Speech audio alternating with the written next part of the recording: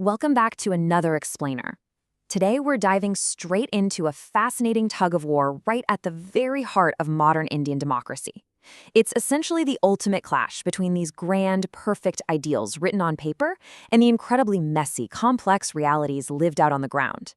We're going to unpack exactly how laws, society, and human behavior are just constantly negotiating with one another. Democracy isn't just a political system, it's a social project. Now, that completely shifts how we look at society, right? We're looking way beyond mere elections, ballot boxes, and parliament buildings.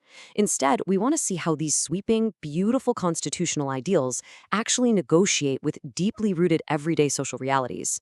It's not just about how people vote every few years. It's about how they live, work, and interact with each other every single day. Okay, let's dive into this. Here is our roadmap for today. First, we'll define the democratic social project. Then we'll pit constitutional morality against social structure.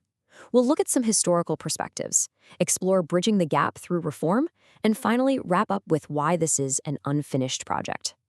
Section 1. The democratic social project and defining the ideals. You see, India's democracy is this massive, ongoing effort to somehow reconcile its highest written laws with the gritty realities of everyday life.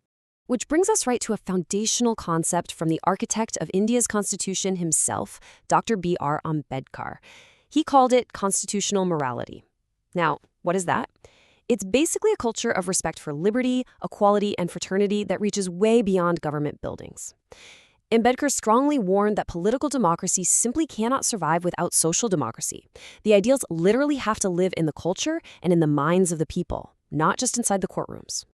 So, what does this actually look like in practice?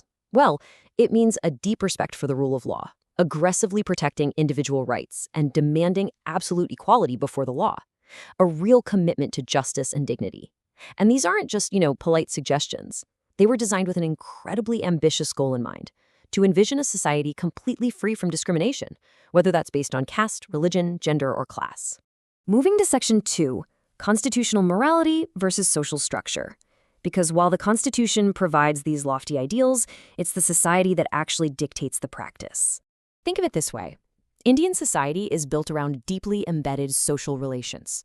We are talking about historical caste hierarchies, immense religious diversity, patriarchal gender relations, stark economic inequalities, and major regional disparities. So when democracy operates here, it's forced through these pre-existing, often unequal networks. Voting, for instance, it isn't just a neutral civic duty, it's heavily influenced by these community identities. And this brilliantly illustrates the deep tension we're talking about. On side A, you have constitutional morality, with its pristine normative ideals and formal equality. But then, on side B, you have the actual social structure, the everyday practices, traditional hierarchies, and identity-based mobilization. It's a persistent, daily tension between the perfect laws written on paper and the messy, complex life lived in practice. Section 3, Historical Perspectives. To really grasp this complex dynamic, we're going to look at some historical quotes from the source material to see exactly how differing viewpoints shaped India's social fabric.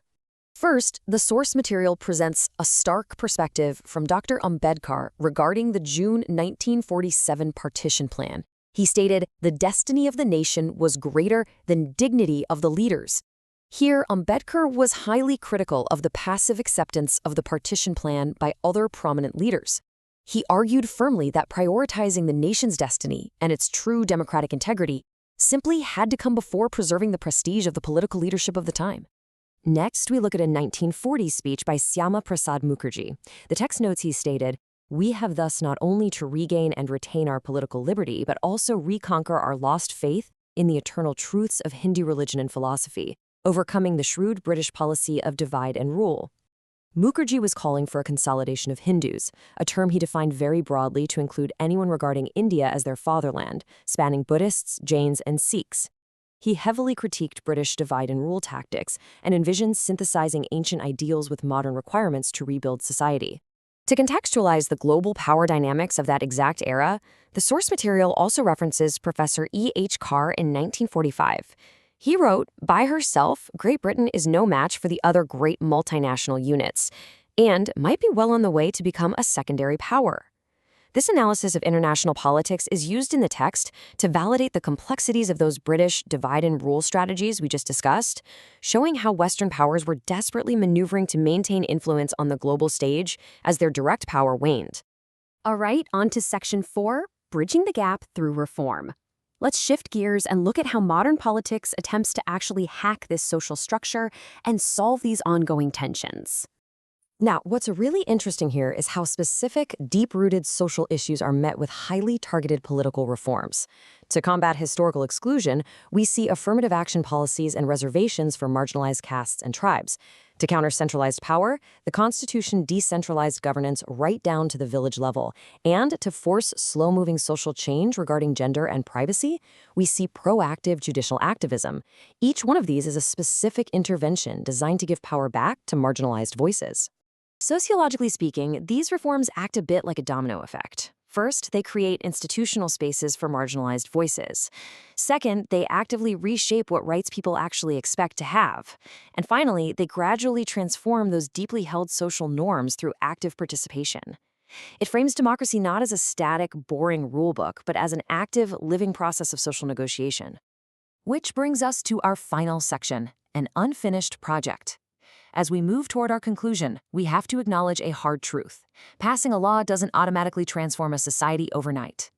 The reality on the ground is tough. Legal equality officially exists, sure, but caste discrimination still happens. Women have guaranteed representation, but patriarchal norms definitely persist.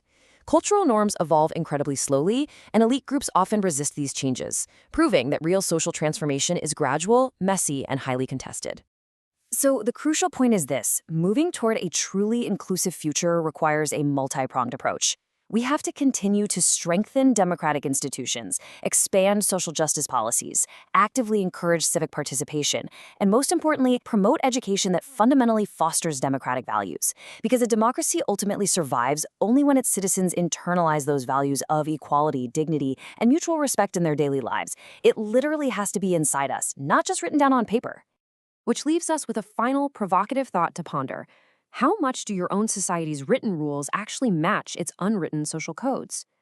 Wherever you are watching from, I hope this explainer helps you look a little closer at the gap between the ideals on paper and the reality on the ground in your own world. Keep questioning, keep learning, and I'll see you in the next explainer.